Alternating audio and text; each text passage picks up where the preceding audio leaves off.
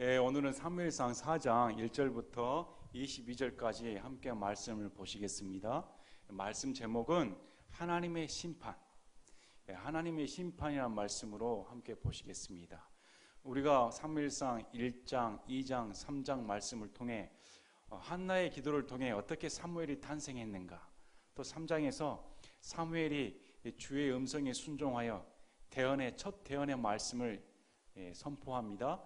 후에 사무엘의 말씀과 우리 하나님께서 함께해 주셔서 그 말이 하나도 떨어지지 않고 이루어지는 역사를 볼 때 이스라엘 사람들이 다 사무엘은 하나님의 대언자이다, 하나님과 함께한 사람이다, 이래서 구약의 찬란한 영광을 피웠던 다윗 왕궁의 문을 여는 시작점을 알렸습니다. 그와 동시에 이제 4장 사건은 이스라엘 백성들이 어떤 마음이 있었는가, 우리는 3장까지 엘리와 그 아들들의 죄악상을 보았습니다. 그래서 하나님의 사람과 주께서 나타나셔서 사무엘을 통해 연거푸 심판의 메시지를 전했습니다. 우리 하나님께서 끝장을 보시는 분입니다. 말씀을 하셨으면 반드시 이루시는 분이시다. 엄한 경고의 말씀을 주시고, 오늘 4장은 심판의 일부가 엘리 가문에게 행해지는 일이 벌어집니다. 하나님의 말씀은 결코 번복되지 않습니다. 하나님의 말씀은 그대로입니다.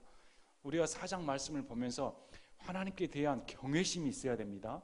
또 하나님은 인생에 있어서 무엇을 요구하는가, 또 그 당시에 이스라엘 백성들은 어떻게 하나님을 섬겼길래 하나님의 심판을 자초했는가, 이런 수순이 나와 있습니다. 결론적으로 4장 말씀은 하나님께서 1장, 2장, 3장을 통해 엘리와 그의 아들의 죄악상을 심판하는 내용이 적혀져 있습니다. 이 과정들은 하나님의 섭리로 벌어지는 과정으로, 그 과정의 시작점이 이스라엘과 블레셋 싸움으로 시작됩니다. 하나님께서 블레셋이라는 민족을 통해 이스라엘의 죄악상을 드러내시고, 아울러 그 근원이 되었던 제사장 과물을 심판하는 그 과정까지 적혀져 있습니다. 우리가 성경을 볼 때 전체적인 안목을 보고 볼 줄 알아야 됩니다. 4장을 볼 때도 전체적인 배경과 하나님께서 어떠한 섭리 가운데 치리하시는가, 또 우리가 만약에 그 입장이면 어떤 자세로 신앙생활을 해야 되는가. 저와 여러분이 이스라엘 백성과 똑같습니다. 블레셋 민족과 똑같습니다. 똑같은 관념을 갖고 하나님을 섬길 때가 많습니다. 그 내용이 오늘 본문 말씀에 잘 적혀져 있습니다. 자, 4장 1절을 보니까 사무엘의 말이 온 이스라엘에게 이르니라. 그래서 마치 이 4장 1절 말씀은 3장과 연관되어 있습니다. 이 이후로 내용이 전환돼서 어떤 일이 벌어지냐니까, 이스라엘이 나가서 블레셋 사람들과 싸우려고 에벤에셀 옆에 진을 치고 블레셋 사람들은 아벡에 진을 쳤더라. 이 에벤에셀은 사무엘상 7장에 나오는 말씀입니다. 그래서 지금 위치를 정해주고 있는데, 이 블레셋이란 족속 이름이 나옵니다. 강해서를 보았더니 이 블레셋 족속은 크레테 섬과 에게의 연안 출신의 해양 민족이라고 합니다. 그래서 주전 1175년경에 드보라가 이스라엘 사사로 있을 즈음에 지금의 가자 지구에 정착해서 살았다고 합니다. 그런데 이제 우리가 생각하기에 블레셋 하면 좀 악랄한 민족, 안 좋은 이미지로 심어져 있지 않습니까? 블레셋 하면 마치 북한 공산당 이렇게 뇌에 쇠리된 것처럼 이렇게 생각하는 경우가 많은데, 실제적으로 역사적으로는 이 블레셋 민족이 굉장히 이스라엘보다 우월했다고 합니다. 모든 면에서 우월한 민족이었기 때문에 이스라엘로서는 블레셋 민족을 치는 것이 쉽지가 않았습니다. 하나님의 도움이 없이는 블레셋 민족을 이길 수가 없었던 것이죠. 그래서 이 블레셋 민족은 호시탐탐 팽창 세력을 하고 있었기 때문에 이스라엘을 침략하려고 다 노리고 있었습니다. 그래서 본문 말씀 보면 다시 블레셋 사람들이 이스라엘 치려고 온 겁니다. 이제 전투가 벌어지게 된 것이죠. 그들이 함께 싸우다가 이스라엘이 블레셋 사람들 앞에서 패하니 그들이 들어있던 군대 중에 약 4천 명 가량을 죽였다. 아마 이스라엘 백성들은 이길이라고 확신한 것 같습니다. 전혀 지리라고 생각 안 했는데 블레셋 민족에게 대피한 것이죠. 무려 4천 명이나 죽임을 당했으니까. 그래서 보니까 3절에 보니까 백성이 진영으로 돌아오매 이스라엘 장로들이 이르되 주께서 어찌하여 우리를 오늘 블레셋 사람들 앞에서 치셨느냐. 자, 이들에게는 긍정적인 면과 부정적인 면이 이 질문에 다 포함되어 있습니다. 긍정적인 면은 싸움의 패배의 원인을 하나님께 돌렸다는 겁니다. 이 면은 신앙 면에서 가장 중요한 면입니다. 우리 인생에 있어서 성공과 실패를 하나님이 쥐고 있다는 것입니다. 이스라엘 백성도 이런 면에서는 이 싸움은 하나님께 달려있는데 왜 내가 하나님께 패배했는가? 왜 우리 민족이 패배했는가? 원인이 무엇이었는가? 이렇게 생각했다는 겁니다. 부정적인 면은 모든 탓을 하나님께 돌렸다는 겁니다. 자신들은 다 잘했는데, 나는 할 만큼 했는데, 내가 하나님을 섬긴다고 섬겼는데, 마치 이 말은 하나님이 당연히 도와주셔서 우리가 이길 수 있게 했어야 되는데 왜 하나님은 우리를 패배하게끔 내버려 뒀냐는 겁니다. 이것은 우리에게도 적용되는 말씀입니다. 우리는 우리의 형편 대신에 이런 질문을 던질 때가 많습니다. 왜 내가 실패해야 되지? 왜 하나님 뭐하고 계셨는가? 왜 내게 이런 신을 주는가? 이렇게 질문을 던질 수가 있습니다. 그러면 거기에 대한 반응을 어떻게 해야 되는가? 자, 이 이스라엘 장로들은 어떤 반응을 보였냐면 우리가 실로에서 주의 언약궤를 우리에게로 가져오고 그것이 우리 가운데 올 때 우리 원수들의 손에서 우리를 구원하게 하자. 이스라엘 사람들은 신앙의 근원이 항상 성전이었습니다.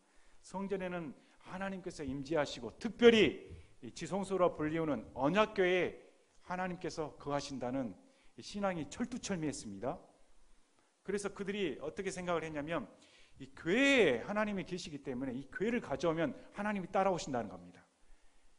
궤만 가져오면 하나님이 따라온다는 것이죠. 이게 미신입니다.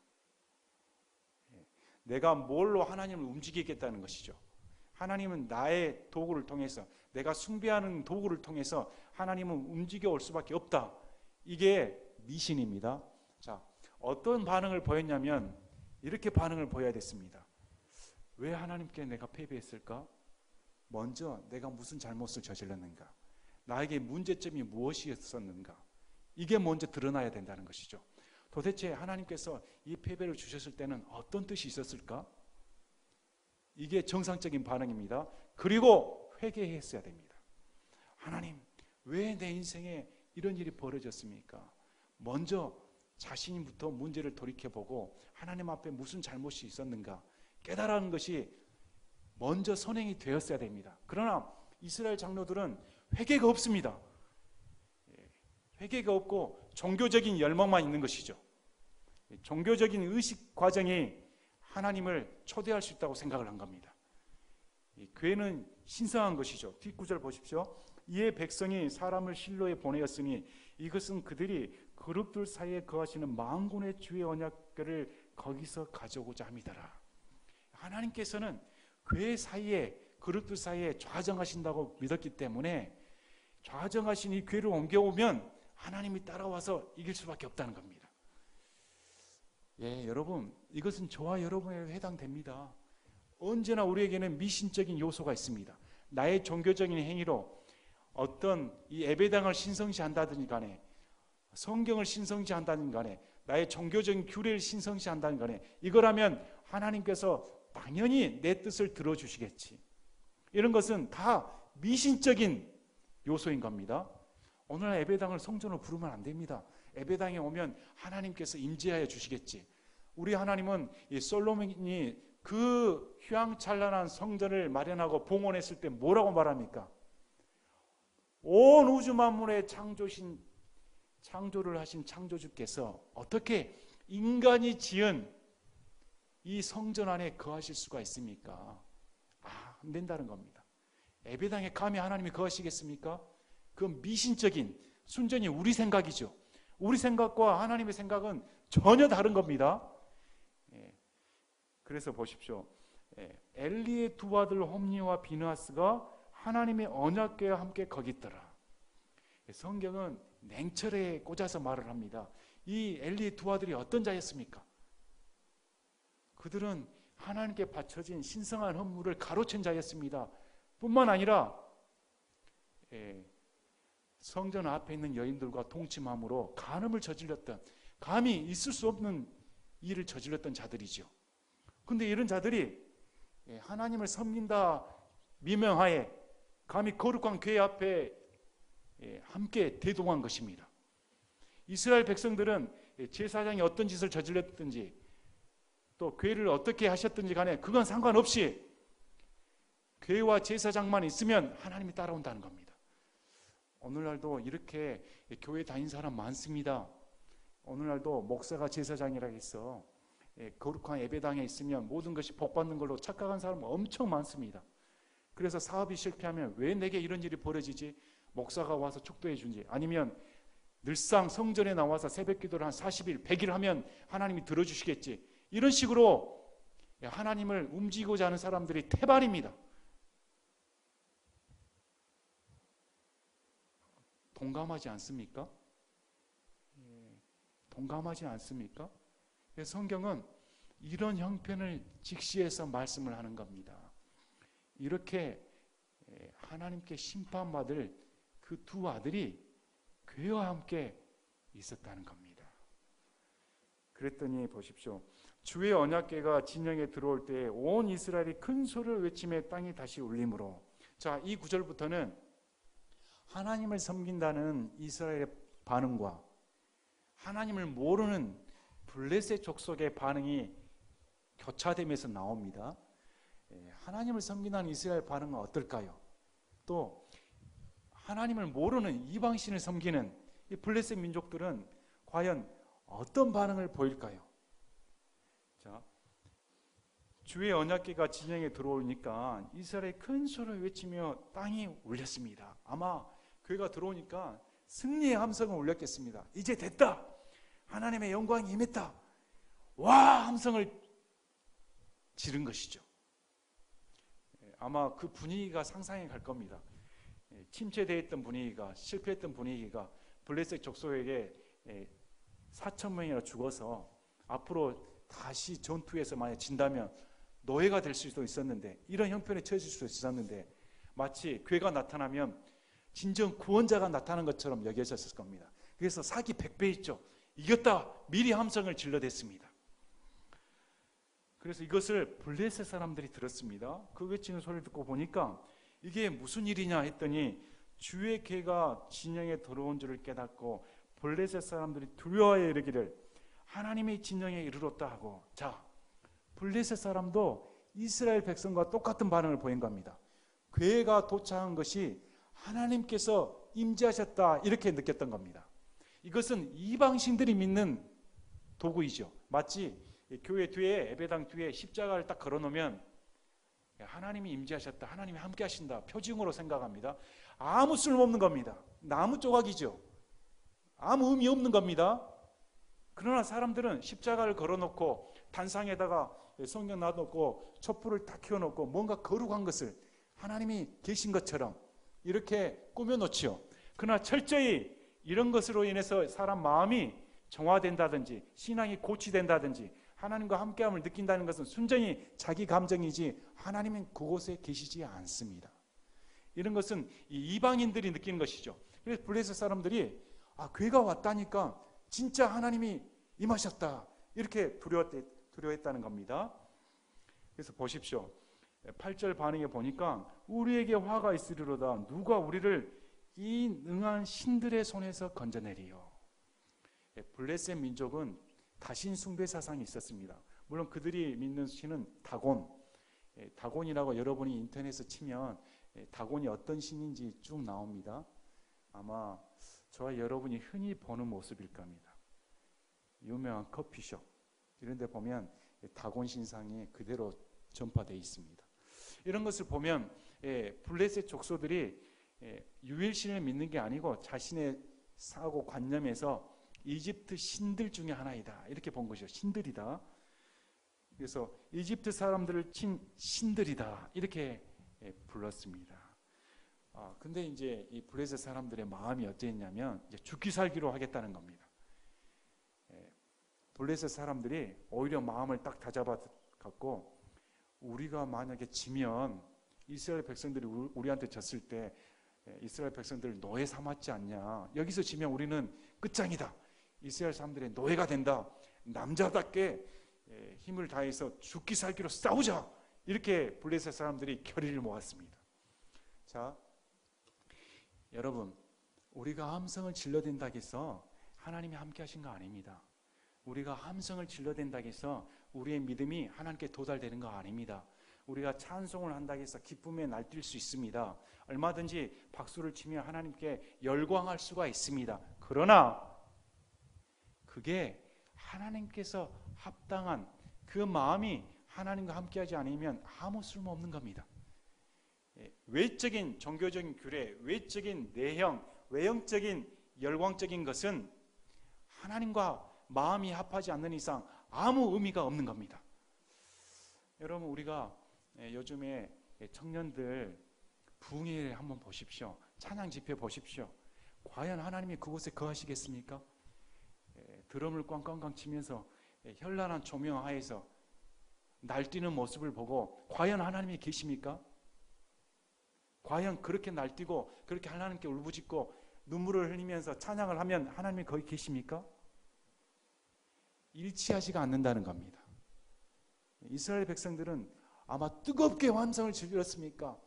하나님을 찬양했을 겁니다. 이제 기회가 왔으니까 우리 하나님 영광 받으십시오. 이제 우리는 승리했으니까 더 영광 받으십시오. 그런 열정에 가득 차서 소리를 질러댔을 겁니다. 그러나 하나님은 응답하지 않습니다. 여러분, 저와 여러분이 신앙을 잘 살펴봐야 됩니다. 하나님이 뭘 보시는가? 자, 보십시오. 11절에 보십시오. 10절에 보십시오. 블레셋 사람들의 싸움에 이스라엘이 패하여 그들이 각각 자기 장막으로 도망하였고 거기에 심히 큰 사륙이 있었으니 전혀 예상하지 못한 반응이 일어났습니다. 심히 큰 사륙. 이스라엘 백성들로는 상상할 수 없는 일이 벌어진 것이죠. 자신들이 믿는 바에 의하면 승리가 보장된 것이었는데 무려 이스라엘의 보병 3만 명이나 쓰러졌더라. 3만 명이나 죽은 처참한 패배를 낳았습니다. 또 하나님의 기회는 빼앗겼고 어떻게 빼앗길 수가 있습니까? 하나님이 함께 하신다는데 그 기회가 빼앗겨 버렸습니다. 그것도 자신들이 저주하는 블레셋 이방 민족들에게. 또 엘리의 두 아들 홈리와 비느하스는 죽임을 당하였더라. 아마 홈리와 비느하스는 의기양양하게 기회를 들고 왔을 겁니다. 의기양양하게 이스라엘 백성들의 지지를 받으며 자신들이 제사장이니까 이제 승리했다, 염려하지 말아라, 이렇게 온 것이죠. 하지만 하나님 편에서는 심판받아 죽어버립니다. 여러분, 우리가 보는 관점, 우리가 보는 신앙적인 형편, 우리가 보는 모든 신앙적인 행태, 하나님은 인간의 외면을 보질 않습니다. 하나님은 인간의 겉모습을 보질 않습니다. 사람들은 다 숨길 수 있죠. 사람들은 외식하고 얼마든지 자신의 겉모습을 숨길 수가 있습니다. 하지만 하나님은 속지 않으신다는 겁니다. 하나님은 다 꿰뚫어 보시는 분이십니다. 이래할 때 우리는 하나님을 두려워해야 됩니다. 하나님을 내 멋대로 믿고 있지 않나, 하나님을 미신적으로 섬기고 있지 않나, 하나님을 내가 조종하려고 하는 거 있지 않나. 여러분, 하나님을 이끌려고 하지 않습니까? 내가 그냥 막 기도해가지고 졸라대면 하나님이 내 음성에 들어야 되는, 마치 내 줄에 매어가지고 내가 줄을 잡아당기면 이끌림 받는 그런 존재로 생각하지 않습니까? 미신인 겁니다. 하나님은 인간에 의해 조종되는 분이 아니십니다. 인간에 의해 하나님의 뜻이 움직이는 분이 아니시죠. 하나님은 주권을 갖고 계시며 우리가 하나님의 뜻에 맞춰 행동해야 되는 겁니다. 우리가 하나님이 뭘 원하시는가, 하나님이 나의 인생에 뭘 원하시는가, 그 방법대로 예배를 드려야 되며 그 방법대로 신앙을 해야 되는 겁니다. 종교적인 의식으로 가득 찼다면 하나님은 거기 계신 게 아니시죠.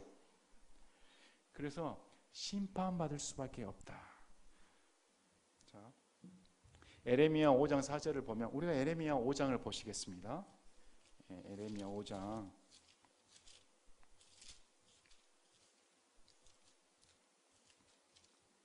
1절부터 자 보십시오. 5절까지.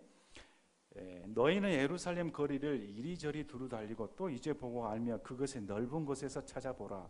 만일 너희가 판단의 공의를 집행하며 진리를 구하는 사람을 하나라도 찾을 수 있거나 혹은 거기에 그런 자가 있다면 내가 예루살렘을 용서하리라.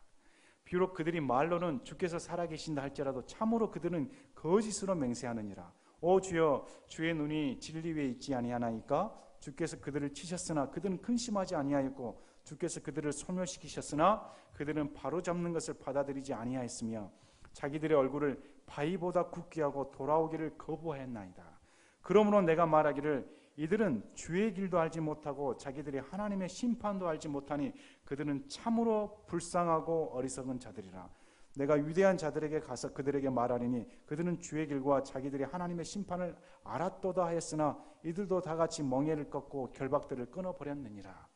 말로는 하나님이 살아계십니다, 말로는 하나님의 심판을 압니다 했는데 행동은 그렇지 않았다는 겁니다. 하나님을 안다 하면서도 거짓말을 하고 진리에 서 있지 않으며 거짓된 판단을 했다는 것이죠. 하나님의 심판이 내렸음에도 불구하고 얼굴을 돌같이 굳게 하여서 하나님의 심판을 전혀 깨닫지 못하는 강팍한 마음을 가졌다는 겁니다. 그래서 에레미야가 불쌍하다, 어리석다. 하나님께서는 블레셋 민족을 사용해서 이스라엘의 강팍함을 치신 겁니다. 너희들의 믿음이 잘못됐다. 나는 하나님의 교회 거에 너희들 마음대로 옮기는 그런 미신적인 존재가 아니라는 겁니다. 너희들의 마음을 돌이켜서 진정 내가 원하는 것이 무엇인가 깨달아야만이 하나님께서 축복해 주신다는 겁니다.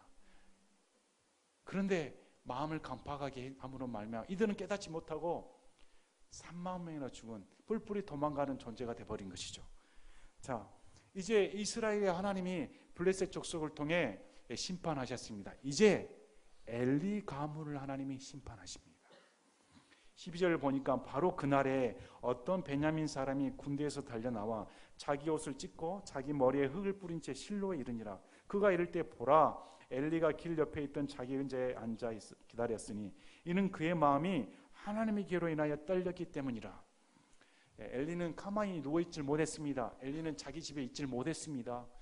엘리는 마음이 두근반 세근반 돼서 하나님의 기회가 떠나기 때문에 과연 어찌 됐는지 무서워서 두려워서 의자에 앉아 기다리고 있었던 것이죠.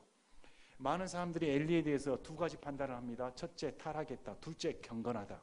성경 내용을 보면 엘리가 잘못한 점이 있습니다. 자기 아들의 죄악을 등한시했죠. 하나님의 법을 경히 여겨서 하나님의 심판을 받습니다. 그럼에도 엘리는 경건한 자였습니다. 엘리의 마음 가운데는 하나님의 교회에 대한 두려움이 있었던 겁니다. 말씀을 보면 엘리가 죽은 이유는 두 아들 때문에 죽은 거 아닙니다. 엘리가 죽은 이유는 하나님의 교회가 빼앗겼다는 소식을 듣고 충격받아 죽은 겁니다. 자, 보니까 원래 하나님의 교회는 마음대로 움직여질 수는 없는 겁니다. 하나님께서 명령해야만이 그 교회가 움직여질 수 있었는데 아마 엘리가 하나님의 교회를 움직이는 것을 허락했는지 막지 못했는지는 모르겠습니다. 아무튼 성막에서 떠난 순간 이 제사장으로서 책임감 있는 엘리는 아마 마음이 너무너무 조마조마해서 도저히 앉아있질 못했을 겁니다. 두근반 세근반. 그래서 이제 기다리고 있었던 것이죠. 엘리가 함성이 들리는 소리를 들으니까 이게 무슨 소리냐 했더니 이때 엘리가 98세고 눈이 어두워서 보지 못하였습니다. 그 사람이 보니까 오늘 군대에서 도망했습니다. 무슨 일입니까 했더니 17절에 큰 살육을 당했다. 또 당신의 두 아들 홈니와 비느하스도 죽었고 하나님의 괴는 빼앗겼다. 이것은 하나님께서 하나님의 사람을 통해 심판하는 사무엘상 2장 말씀을 성취한 말입니다. 한 날에 너희 두 아들이 죽는다는 겁니다. 하나님은 무서우신 분입니다. 우리 하나님은 심판하시는 분입니다. 너무 하나님을 경홀히 여겨서 너무 하나님 사랑 해가지고 심판을 모르는 분으로 요즘은 그렇게 무효화시켜버린 종교들이 많지요. 종교 타원을 주장하는 사람들의 특징이 심판하시는 하나님을 제시하지 않습니다. 기독교 하나님은 심판하시는 하나님입니다. 저와 여러분을 심판하십니다. 아무리 예수님 믿고 하나님의 자녀가 됐지만 여러분 심판받습니다. 그 심판은 지옥 가는 심판이 아니고 이 세상에서 심판받습니다. 저와 여러분이 하나님의 법도를 어긴다면, 이것은 우리에게도 두려운 말씀입니다. 내가 하나님의 법대로 살지 못한다면. 자, 이 말을 들을 때 그가 하나님의 괴를 언급할 때 엘리가 의자에서 뒤로 넘어져 문 옆에서 목이 부러져 죽었다. 그는 하나님의 괴를 빼앗겠다는 소식에 충격 먹어버린 겁니다. 대제사장으로서 하나님의 괴를 지켜야 할 자가 그 소명을 다하지 못했기 때문에 목숨보다도 더 걸고 지켜야 하는 것이 블레셋 족속에 빼앗겼다는 소식을 듣고 충격받아 뒤로 넘어져 죽어버립니다. 참 하나님의 심판이 이렇게 엘리 가문에 행해진 것이죠. 그 다음에 보십시오. 19절 보니까 19절부터 이제 다른 엘리 가문, 며느리에게 행해지는 가문이 나옵니다. 그의 며느리 곧 비느하스의 아내가 아이를 가져 해산할 때가 가까웠더라. 그녀가 하나님의 괴를 빼앗긴 것과 자기 시아버지와 남편이 죽었다는 소식을 듣고 몸을 구부린 채 상고를 겪었으니 이는 그녀에게 고통이 임하였기 때문이더라. 대체적으로 주석가들이 이 비느하스의 아내가 경건하다, 경건한 여인이다 이렇게 평가합니다. 아무리 남편이 망나니 짓을 하고 하나님께 심판받아 죽을 수밖에 없는 죄인이었음에도 불구하고 그런 남편을 둔 자였지만 이 여인의 마음에는 하나님의 괴에 대한 마음이 있었습니다. 하나님을 두려워하는, 경외하는 마음을 갖고 있었습니다. 그래서 하나님의 괴가 빼앗겼다 이 말을 듣고 이 며느리도 큰 충격을 얻은 것이죠. 그래서 보십시오. 그녀가 죽을 때 그녀 옆에 섰던 여인들이 그녀에게 이르되 두려워하지 말라, 내가 아들을 낳았다 하되 그녀가 응답하지도 아니하며, 그녀에게는 아들을 낳았지만 이미 남편도 죽고 시아버지도 죽어 기댈 곳이 없었죠. 하지만 아들 낳은 것으로 옆에서 위로를 받으라 이렇게 말을 했음에도 불구하고 이 여인은 하나님의 교회가 떠났다는 그 충격 때문에 결국 죽게 됩니다. 말하기를 영광이 이스라엘에서 떠났다 하며 그 아이의 이름을 이가봇이라 하였으니 이는 하나님의 괴를 빼앗겼고 또 자기 아버지와 남편이 죽었기 때문이더라. 또 그녀가 말하기를 하나님의 괴를 빼앗겼으므로 영광이 이스라엘에서 떠났다 하였더라. 참 신앙인은 이러한 아픔을 갖고 있습니다. 참 신앙인은 하나님의 괴를 빼앗겼을 때 믿음의 상징인 것이 다른 사람들에게 짓밟힘을 당할 때 이런 충격을 먹는 것이 당연한 경건한 사람으로서의 기본 도리인 것이죠. 오늘날 우리도 마찬가지입니다. 교회가 세속화되어 가고 교회가 짓밟히고 목사가 타락하며 성도들이 타락하며 이런 암울한 현실을 볼 때 우리는 충격을 먹어야 됩니다. 하나님의 영광이 떠나니까. 교회가 번지를 하다 해서 목사가 무슨 가운을 두른다 해서 휘황찬란한 수만 명이 모여 열광적인 찬양을 한다 해서 하나님이 그곳에 계신 것이 아니라는 겁니다. 두 사람이 모여도, 한 사람이 있어도, 10사람이 모여도 하나님께서 원하시는 성경대로 법을 지키며 하나님께서 날 뭘 원하신가 그 뜻대로 행하는 자가 모였을 때 우리 하나님이 임재하시는 겁니다. 여러분, 하나님께서 저와 여러분에게 뭘 원하실까요? 시편 말씀 듣지 않으셨습니까? 다윗이 뭘 고백했습니까? 하나님이 원하신다면 내가 소를 그냥 수천 마리 드리겠습니다. 아니, 재산의 모든 걸 다 드려도 원치 않습니다. 내가 다 드리겠습니다. 그런데 생각해 보니까 이 온 우주 만물이 하나님 것이고 소 수천 마리, 수백 마리, 수억 마리, 이 지구상에 있는 모든 소가 다 하나님 것이고 온 우주 만물 것이 다 하나님 것인데 뭘 드려야 될까? 뭘 원하십니까? 하나님께서 원하신 것은 너희의 상하고 통회하는 심정이다. 우리는 하나님께 애통해야 됩니다. 늘 하나님께 자복해야 됩니다. 회개해야 됩니다. 하나님께 무릎 꿇고 왜 내가 이렇습니까? 하나님 저를 긍휼히 여겨주십시오. 이렇게 무릎 꿇고 하나님 앞에 엎드린 자에게 하나님이 임재하시는 겁니다. 우리 교회가 그런 교회가 돼야 됩니다. 우리 교회가 모여서 사람 숫자 늘리고 무슨 요즘 법을 정하고 조직을 채워서 하는 것도 좋습니다. 하나 그것은 형태적인 것에 불과합니다. 형태적인 것은 외형적인 것이죠. 각자의 마음에 오늘 예배에 나온 마음가짐이 중요한 겁니다. 오늘 나는 어떤 자세로 이 교회에 왔는가? 주일날 나는 어떤 자세로 예배당에 와서 앉아 있는가? 앉아만 있다 해서 하나님이 계신 건 아니죠. 어떤 마음 상태로 와 있냐가 중요한 것입니다. 여러분 하나님께서 여기 계신다면, 저와 여러분이 여기 앉아 있다면 여러분 마음이 어떻겠을까요? 감히 눈을 쳐들고 이것을 바라볼 수 있다고 생각합니까? 무서워서요. 벌벌 떨어서 나의 속마음이 밝혀질까 봐 너무너무 두려워서 고개를 조아릴 수밖에 없습니다. 이게 신앙인입니다. 여러분 우리 교회가 그런 교회가 됐으면 좋겠습니다. 예배당에 올 때, 또 수요 예배 올 때, 말씀을 볼 때 이 마음가짐이 하나님 앞에 하나님께서 나를 뭘 원하실까? 나는 하나님께 어떤 마음으로 갈까? 오늘 나는 나의 드리는 것이 하나님 앞에 다 죄밖에 없는데, 나의 외형적으로 하나님 앞에 보일 수 있는 것이 다 허물뿐인데 어쩌면 좋을까? 이런 마음으로 교회에 와야 그곳에 우리 주님이 임재하시는 겁니다. 왜 그러냐면 긍휼히 여길 자를 긍휼히 여기시기 때문에. 나를 불쌍히 여겨주십시오. 내가 잘못했습니다. 그래야 하나님께서 오셔서 불쌍히 여기실 거 아닙니까? 오늘 말씀을 보면 우리 하나님은 심판하시는 하나님입니다. 저희가 내 마음이 예수를 믿는다면서 강팍해진다든지 목이 뻣뻣해진다든지 애매한다든지 그러면 심판받습니다. 하나님의 선택된 백성이라고 해서 심판받지 않는 거 아닙니다. 이스라엘 백성이 구원받았다고 해서 하나님의 심판을 면하는 거 아닙니다. 하나님은 구약의 하나님이 신약의 동일한 우리 하나님이십니다.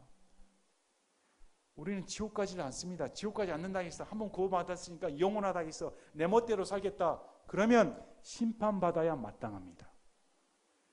왜 그러냐면 우리에게 우리 하나님은 두려운 하나님이시여 죄를 묵과하시는 분이 아니시기 때문에. 그래서 오늘은 저와 여러분에게 과연 미신적인 요소가 있지 않았나? 우리 하나님은 무릎 꿇고 기도하는 자에게 응답하십니다. 그러나 내 마음대로 하나님을 조종하고자 하는 그런 마음이 있지 않았나? 이방신들은 다 보십시오. 다른 종교를 행하는 사람들 전부 다 지성이면 감천이라고 빌어서 신들의 마음을 움직여 자기 뜻대로 조종하고자 하는 겁니다. 그걸 종교라고 합니다.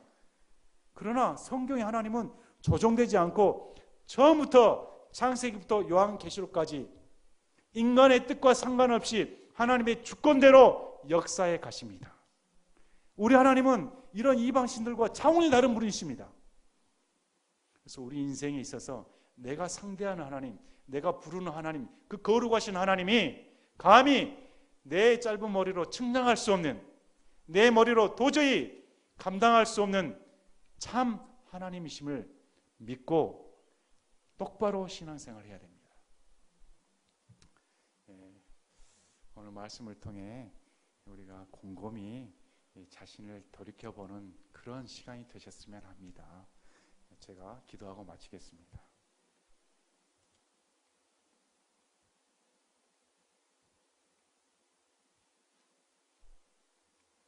아버지 하나님 감사합니다. 오늘 말씀을 통해 이스라엘 백성들이 하나님 뜻에 반했을 때, 자신의 뜻대로 행했을 때 심판받았습니다. 엘리와 두 아들도 하나님의 법을 경멸히 여겼을 때 한날의 죽임을 당하는 끔찍한 심판을 당했습니다. 이 모든 것들은 우리 하나님이 거룩하신 하나님이요 만군의 하나님, 심판하신 하나님을 가르쳐 주십니다. 죄란 얼마나 무서운가, 하나님의 법이 얼마나 두려운가, 우리가 하나님의 말씀을 얼마큼 경외해야 되는가 깨닫는 부분입니다. 또 아무리 열광적으로 하나님을 열심히 외친들, 아무리 내 열정을 다하여 종교적인 규례를 지킨들, 하나님의 뜻에 합당하지 아니하면 하나님은 응답하지 않으시는 분임을 깨닫습니다. 아버지 하나님, 저희들의 신앙을 살펴주십시오. 우리 뜻대로 신앙생활 때가 너무나 많습니다. 우리 성도들이 하나님 앞에 바로 서고 하나님께 원하는 그러한 마음가짐으로 하나님의 뜻대로 신앙생활하는 성숙한 성도들 될 수 있도록 은혜 베풀어 주시옵소서. 예수님의 이름으로 기도드립니다.